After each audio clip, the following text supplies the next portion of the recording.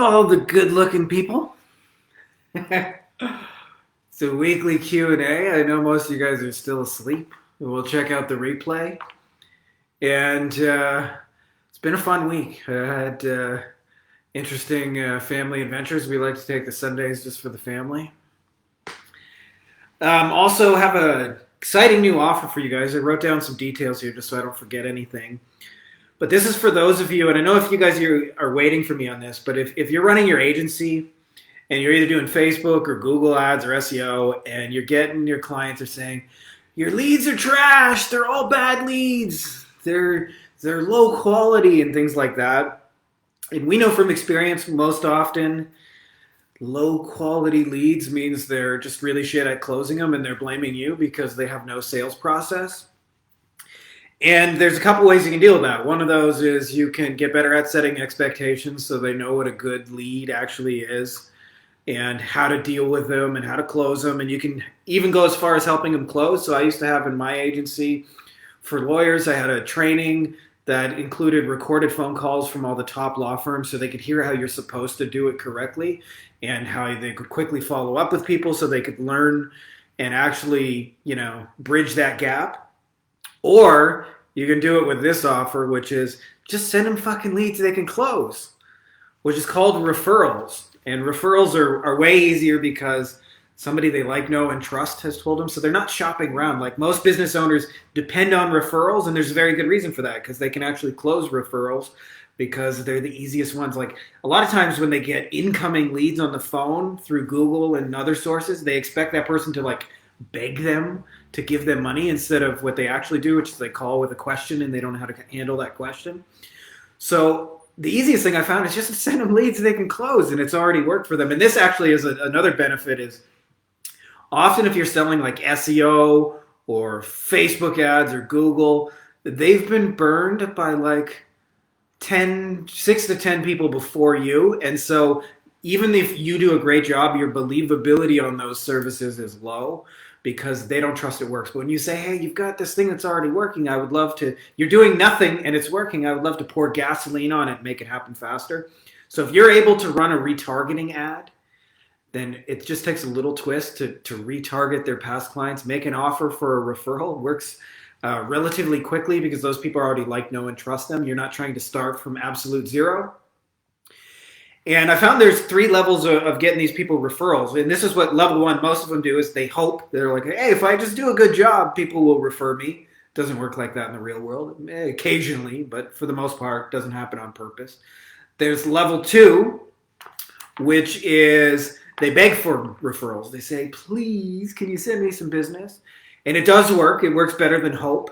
But what we want to do is the 3rd level where you just mix in an offer. And I call this the buddy system. And the simplest version is when no matter how good you are at running Facebook ads for a local gym, and obviously I'm not talking about Corona and the ones that are closed, but if the best way to promote a gym is they just give free passes to give away to family members. That's it. And then they bring their family members and the family member likes it and they go, hey, I would love to join this gym. And gym members can actually close those kind of leads. So if you're interested in those kind of leads that are easy to close for your people where they stop telling you your leads are all bad, they're all trash, then you need to check this out.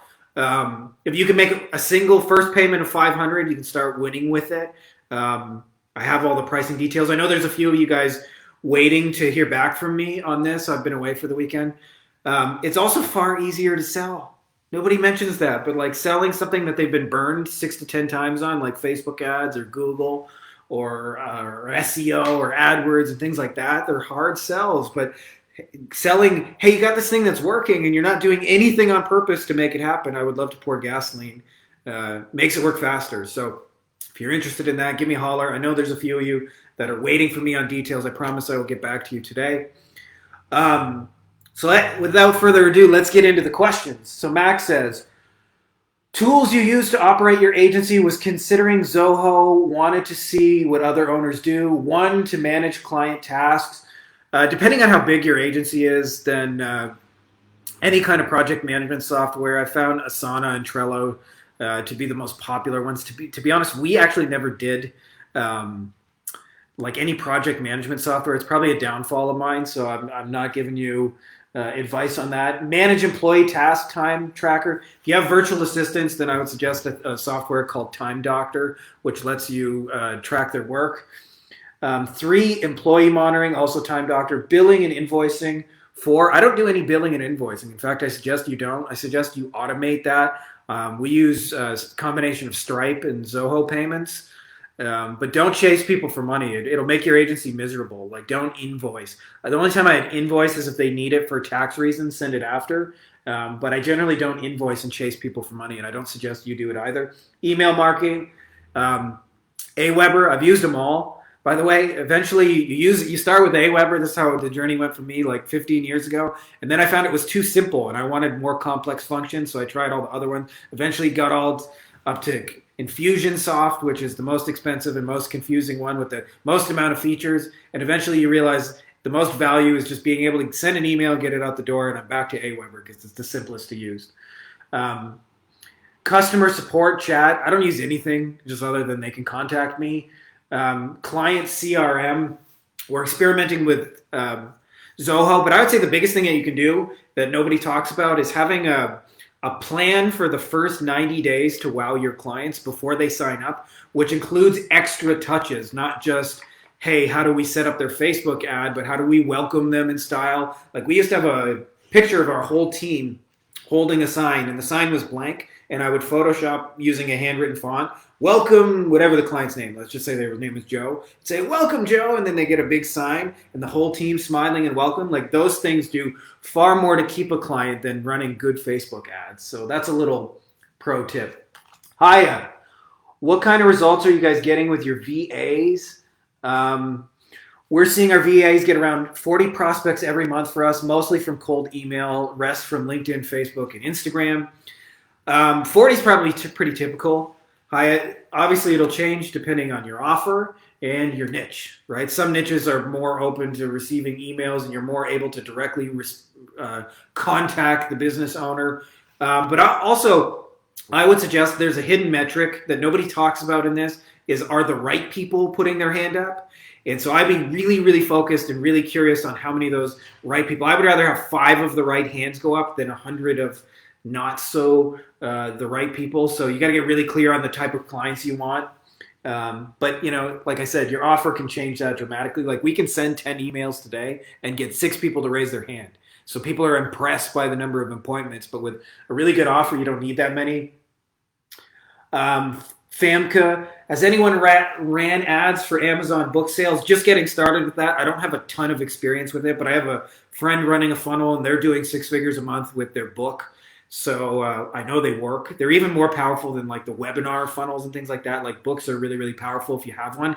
And we used to have a process for creating client books. And what I would do is I would interview them for an hour, ask them 10 questions that were like, what are the mistakes people make? What are the benefits of using your services? And then I would get it transcribed, that recording, using rev.com. You can pay them like $1 a minute or something. And after that, you just get it cleaned up by somebody who does book editing and stuff. I used to use people on Fiverr, and it would take a couple of weeks start to finish, but we would end up with a perfect little book, and then the clients can give that away, and it generates business for them. And they love just seeing their name in print.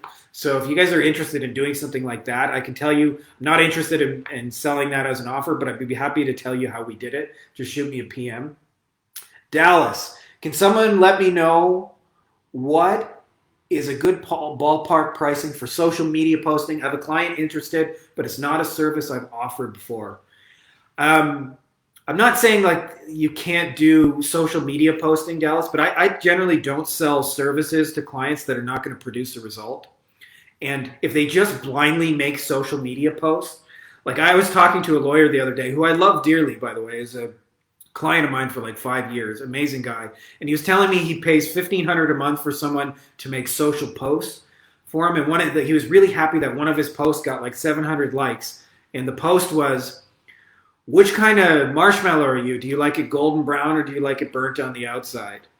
And all these people posted, and I was kind of like, well, I don't see how that's going to bring you any fucking business. So I would never personally get into those kind of services that have no defined outcome, unless the outcome is they just want more visibility and things like that.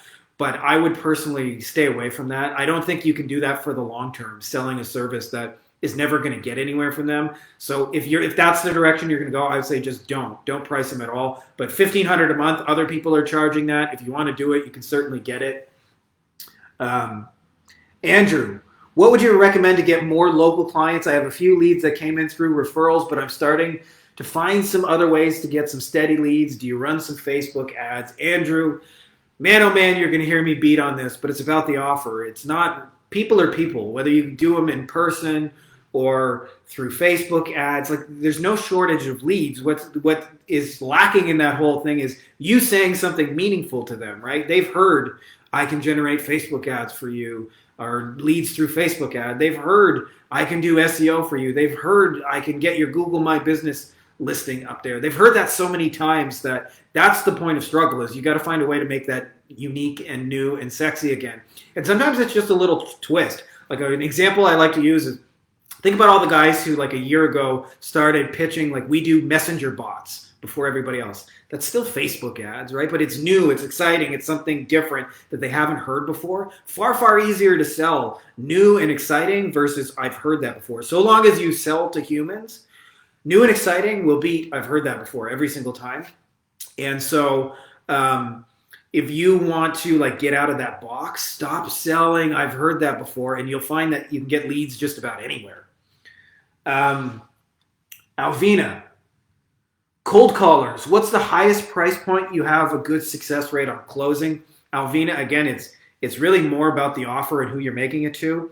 Tell you a story. I was at a conference one time, and there was a lawyer next to me who's one of the top 5 in the world, and everybody kind of knows who he is in his space. And he spends $25 million per year just on TV advertising alone. That's not his return on his investment. That's just his hard cost and spending. Obviously spends a lot on AdWords, radio. He spends everywhere, billboards, you name it. And he was in front of me, and he was taking a call. And he said, well, how much is it? He's a Texan. And the person on the other phone obviously said 100,000. I didn't hear that part of it, but he said, 100,000? Okay, no problem. And then hung up the phone. And I was really, really amazed that somebody could spend $100,000 without even needing 3 seconds to think about it. But that's where his pricing threshold was. It was worth it. So a lot of it is not how much can be sold through the phone. It's who you're selling it to and what their threshold of an offer is. So if you're selling to like a one-person business where the owner does the work, you know, like a roofer who actually like gets up on a roof with a hammer, you're probably not going to get like more than like, I don't know, maybe like $2,000, $3,000 a month. If you're selling to a business that has like 2 to 10 employees and there's a person who manages it, that number probably goes to like 5 or 10 or maybe even 15, right? If you're selling to a person who has 30 different offices, then he'll spend $100,000 without even thinking about it. So it just depends on who you're targeting and who you're making the offer for. Most people don't realize this, but they make offers for the bottom of the barrel people. They make offers that say, we'll help you get more business. And they mostly pitch it to the people who are struggling to get business. And so you're going to get the least amount of money. But rich people got problems that need solving too. And if you spend some time with them, you'll see a different set of problems. And what you'll find is they're far, far more likely to pay bigger amounts. So it's not limited to the phone call. It's limited to who you're speaking to and what you're offering that person. Because I can say firsthand, I've closed $100,000 deals on the phone. Preston, who's in this group, has closed $1 million in a single weekend. Now that's not his take-home commission, but still like pretty massive number. He used to close for Ted McGrath, who's like one of the famous internet marketing gurus, and he closed 7 figures in a weekend. So it can be done on the phone. Just who and your offer. Let me just scroll down here. Jargle, how to get rid of cheap clients. How do you sort cheap hustlers? Jargle, this is great. Fucking fire him, for real. Like, nobody realizes you can fire clients, but you can. And it's actually very, very fun. I actually remember the first time I fired a client, and they were just such a pain in the ass. And I just realized the money wasn't worth all the headaches. And I remember my assistant, we did a little like happy dance, like we fired our worst client. But I'm a big believer in having first dates with clients. For one, it's easier to sell a first date than a marriage offer. A marriage offer is like, hey, let's do this deal for 12 months, even though you don't know me. A first date is, hey, let's just try something for 30 days and see if we like working together. And it's a far lower commitment, and therefore it's easier to sell. And then if you like it, we can keep going. That's not just because it's easy to sell. that is for our benefit, so that when you get pain in the ass clients, it's far easier to walk away from a first date than it is to walk away from a marriage, right? Like if you agreed to do a 12-month SEO package and do all these things, and you got a contract and you got all these things, and then you don't like the client, you want to leave, not so easy to turn around.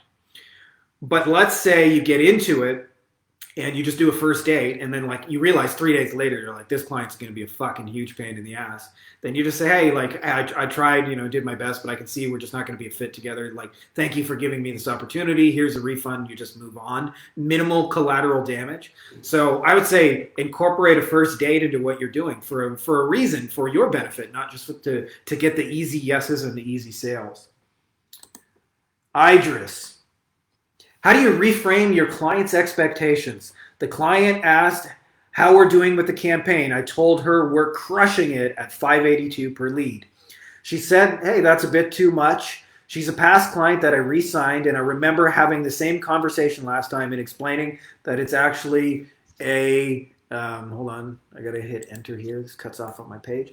A very good number, but I guess she still doesn't get it. How do I get her to understand that it's great results?